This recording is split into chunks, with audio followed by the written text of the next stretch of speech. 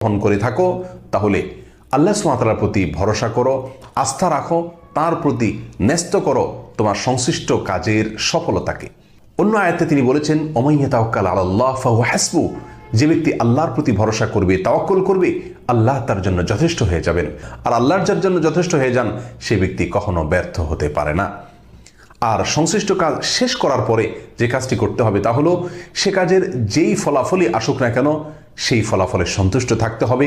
আল্লাহর ফয়সালায়, আল্লাহর সিদ্ধান্তে, আল্লাহর কাজার উপরে সম্পূর্ণরূপে যখন বান্দা রাজি থাকবে, সন্তুষ্ট থাকবে, আল্লাহ সুবহানাহু ওয়া তাআলা তাকে ওই কাজের উত্তম থেকে উত্তম পরিণাম দেখাবেন এবং সে দেখতে পাবে কিভাবে সে সৌভাগ্য অর্জন করছে।